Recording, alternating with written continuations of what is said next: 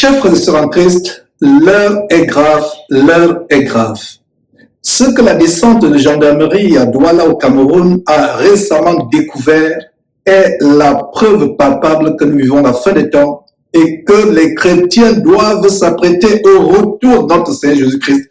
Le Seigneur Jésus-Christ peut revenir à tout moment.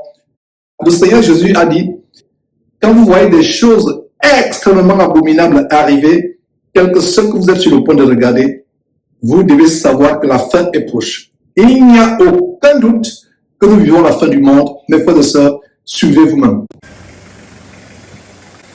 Dans l'objectif de vérifier la veille permanente sécuritaire promis par la gendarmerie nationale que l'équipe des reporters d'Info TV Douala sillonne la capitale économique la nuit du 3 juin jusqu'au petit matin du 4 juin 2026. Dans les périphéries de Bonabéry, arrondissement de Douala 4e, nous tombons sur une opération de sécurité menée par les fins limiers du groupement de gendarmerie territoriale de Douala sous les ordres du lieutenant-colonel Gérard Awon, commandant de l'unité. Ils mettent l'accent sur la lutte contre les jeux de hasard qui attirent davantage les jeunes et les entraînent dans la débauche. Les gendarmes identifient les salles de jeu, procèdent au démontage des machines, interpellent les joueurs présents autour de 23 heures et ferment ensuite les salles. À la suite de notre périple nocturne, nous repérons un détachement des gendarmes au lieu dit Stade Marion, arrondissement de Douala 1er. Les forces de maintien de l'ordre fouillent, identifient les disciples de Bacchus. L'exercice similaire est constaté au carrefour Elf, Andokoti, tunnel,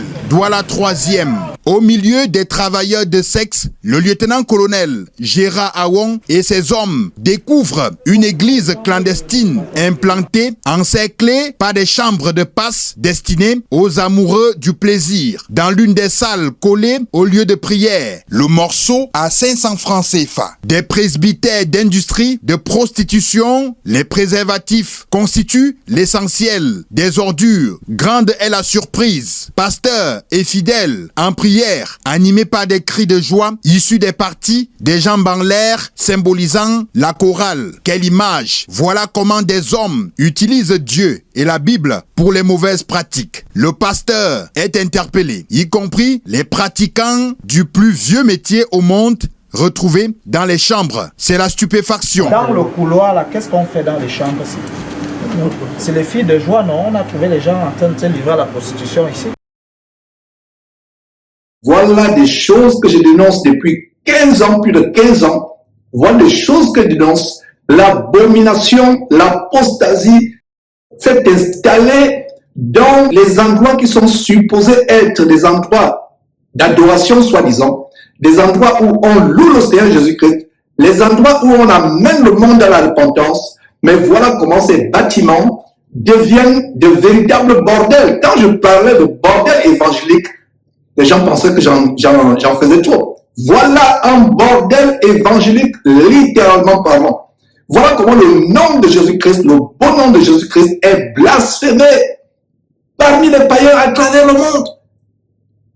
Voilà comment ces églises sont de véritables boulevards pour l'enfer, des camps de concentration pour l'enfer, des bordels évangéliques, des maisons de joie, des maisons de prostitution au sens littéral du terme.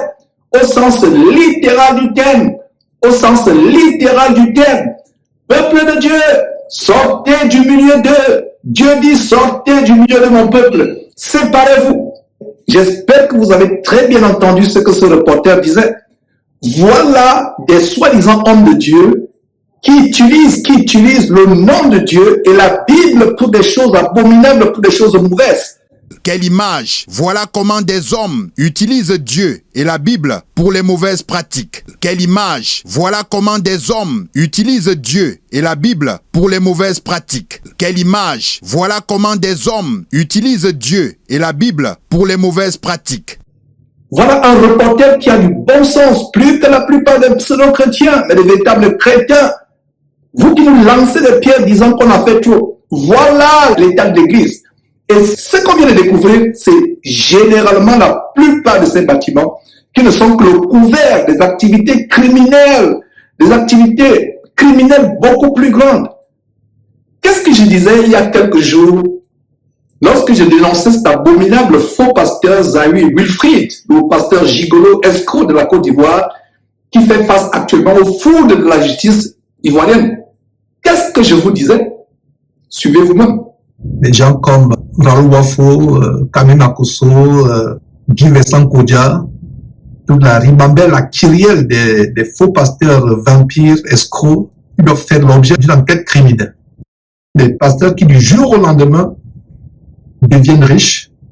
Leurs soi-disant églises, des églises épiceries, entre guillemets, sont le couvert des activités douteuses, mafieuses, telles que le trafic de drogue, le trafic de stupéfiants, le proxénétisme, le trafic de chair humaine, des ossements humains. Ces faux pasteurs utilisent leurs églises épiceries comme une couverture, un camouflage pour des activités criminelles beaucoup plus profondes, le trafic sexuel des enfants, la pédophilie, et ils sont aussi dans un réseau homosexuel. Des proies sexuelles de Zawi, y compris les jeunes garçons d'Abidjan dans le réseau de pédophilie avec Bakayoko, le ministre Bakayoko qui est décédé, qui était dans un réseau non seulement d'homosexualité, de trafic de drogue, de blanchiment d'argent, et avec le Raoul Wafo qui lui aussi est un ténor du réseau homosexuel abidjanais, et avec les ministres de la place et d'autres personnalités. Ceci n'est pas la seule abomination que cette descente de gendarmerie a exposée au grand jour. Il y en a encore pire, mes frères et sœurs. Suivez vous-même. À Douala, un pasteur des églises dites de réveil met 350 000 francs CFA à la disposition d'un marabout pour solliciter ses services afin de fructifier son argent à l'aide du porte-monnaie magique et pour obtenir les puissances nécessaires. Question d'inoptiser ses fidèles et mieux les escroquer. L'affaire défraie la chronique dans la ville. Elle est mise à nu par les fins limiers du groupement de gendarmerie territoriale de Douala ce 11 juin 2026. Tout part de l'interpellation du présumé tradit praticien, fruit de la surveillance de routine des activités de criminalité sur les réseaux sociaux effectuées par des hommes du lieutenant-colonel Gérard Awon qui sont tombés sur le compte TikTok du tradit praticien Joël Ndik Bunkwe, âgé de 35 ans, en pleine promotion des porte-monnaies magiques. Ses cibles sont des jeunes. Appréhendé dans son temple situé au quartier Nyalaparizo, lieu dit Ping Djawe, cité photo, Douala 3e, le présumé marabout ne réussira pas à faire apparaître l'argent dans le porte-monnaie magique après plusieurs heures d'incantation. Pourtant, les gendarmes ont souhaité vivre l'expérience. Après plusieurs tentatives, le magicien va signifier aux forces de sécurité que ses ancêtres n'ont pas accepté les objets sacrifiés tels que la poule du village et la poudre Mamiwata. Pendant la perquisition, l'une de ses victimes tente de le joindre au téléphone. En ligne, un pasteur des églises dites de réveil, prophète Nelson Méga Ier du Centre chrétien international du ministère de la foi, souhaite être remboursé par le tradit praticien car le porte-monnaie acquis auprès de ce dernier ne produit pas les fruits escomptés, soit 300 000 francs CFA jour, compromis par le marabout. Le pasteur est interpellé, mais difficile de comprendre qu'un homme de Dieu qui fait marcher les paralytiques, qui accomplit les miracles dans la vie de ses fidèles, sollicite un marabout pour résoudre ses propres problèmes. Non, j'ai vu son numéro sur son page en ligne. Il a TikTok. Parce que c'est moi qui l'ai contacté pour demander l'aide. Et vous lui avez donné combien pour ce service? 350 000 qu'il m'a demandé. Ce qu'il a dit, c'est que tout ce que j'ai perdu, chaque jour, ça va produire entre 200 et 300 000. Non, honnêtement, ce que moi j'ai vu, c'était une manière de frapper. Parce que ce n'est pas quelque chose qui m'a dit que la foi va travailler. Il a dit, comme il a prié, ça va se réaliser. Mais quand j'ai venu, je n'ai pas vu ce qu'il a prié. C'est ça que j'ai commencé de lui appeler pour dire que, mon frère, ton prière là n'a pas marché, remettez-moi quand même mon argent. Et moi, je peux dire seulement que dans cette situation, En fait, c'est quand tu te trouves, parce que moi-même, je ne sais même pas qu'est-ce qui m'a contrôlé jusqu'à arriver dans cette position. Donc, c'est quand tu te trouves que tu peux parler. Si tu ne te trouves pas, tu ne peux pas tout dire. Et en tant qu'homme de Dieu, qu'est-ce que tu dis aux jeunes par rapport au porte-monnaie magique? Bon, c'est juste un faux truc, ce n'est pas quelque chose qui est réel. Si c'était réel, parce que je lui ai demandé une question quand je lui ai raconté que tu as la puissance de créer tout cet argent. Pourquoi tu n'as pas aussi créé cet argent pour t'aider toi-même? Il m'a dit que comme un prêtre dans son bureau, il n'est pas permis de faire ça pour lui-même. Lui, il est juste permis pour aider les gens. Voilà ce qu'il m'a dit, mais je vois que ce n'est pas vrai.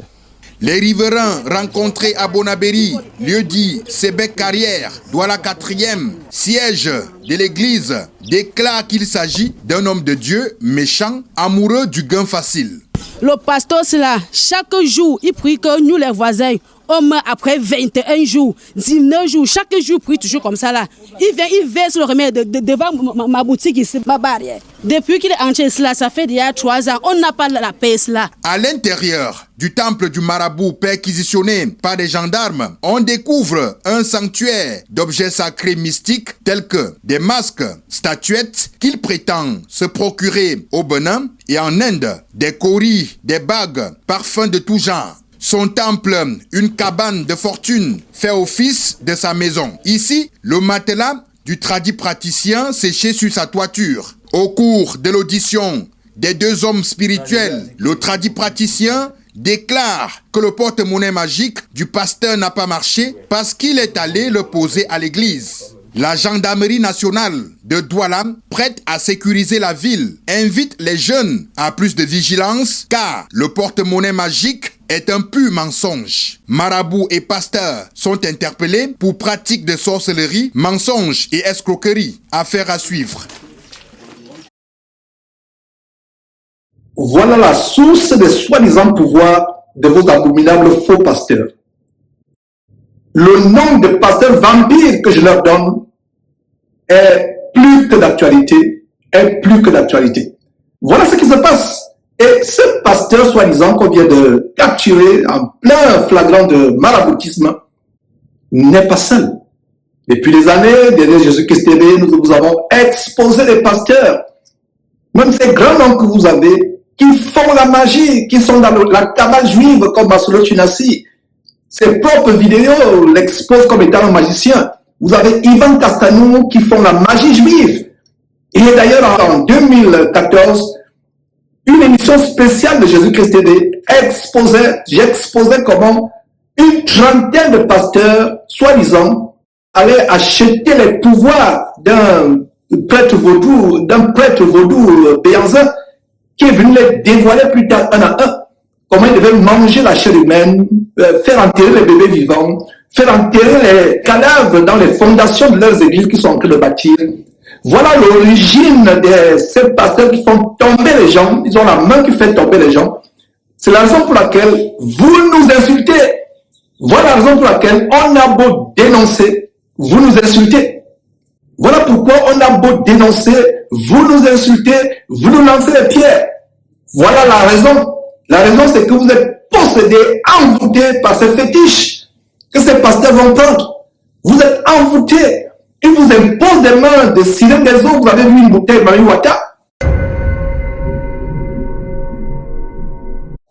Ils vous imposent les mains pleines de fornication comme dans la séquence sur une église qui est en réalité une maison de passe pour des prostituées. Voilà ce qui se passe. Nous avons dénoncé ces choses, nous continuons à les dénoncer. Moi-même, j'avais pris, vous rappelez cette émission où j'ai pris un soi-disant marabout, la main dans le sac, qui a 5 millions de followers sur son site. 5 millions, des dizaines, des centaines de pasteurs qui l'ont consulté pour commander les pouvoirs magiques. Et je l'ai pris au piège. En direct, je l'ai pris au piège. Je me suis fait passer pour un pasteur depuis les États-Unis qui va acheter la magie, qui va acheter les pouvoirs mystiques. Et je l'ai pris au piège. Je lui ai demandé de se repentir. En direct, en présence de sa femme qui était en background. Il était, je crois, en Côte d'Ivoire à l'époque. Voilà le pouvoir de ces faux pasteurs. C'est la raison pour laquelle ils vous ruinent. Vous donnez des dîmes, des offrandes de manière émotionnelle, sous hypnose. Sous hypnose. Vous donnez des dîmes et des offrandes sous hypnose, sans savoir ce qui se passe. Voilà l'origine, voilà la source des pouvoirs magiques. Voilà là où ils vont prendre le pouvoir. Et la plupart des pasteurs sont dans ces pouvoirs magiques, ils sont dedans. Ils sont nombreux. Tous ces pasteurs célèbres que je dénonce, non seulement ils sont dans la franc-maçonnerie, dans la cabale juive, la magie juive, mais ils vont voir des marabouts. Il y a un que j'avais dénoncé au Cameroun, Julius Ekié, il est entré dans une colère noire. Quand je lui ai dit, le dénonçant dans son église, je lui ai dit, l'hôtel sur lequel je suis présentement, c'est le genre d'hôtel où on enterre des cadavres, soit on enterre des hommes ou des animaux pour des fétiches. Il est entré dans une colère noire. Voilà ce que ces pasteurs font. Voilà ce qu'ils font. Voilà la magie, la sorcellerie, en plein jour. C'est pour cela que vous insultez, c'est pour cela que vos yeux sont fermés. Parce que votre cerveau est mangé. Voilà là où votre cerveau est enterré. Voilà là où votre cerveau est mangé. Vous êtes envoûté et vous êtes sous la malédiction.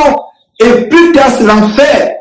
Je suis content de dénoncer ces choses et je continuerai à les dénoncer aussi longtemps que l'Éternel Dieu me donnera le souffle de vie.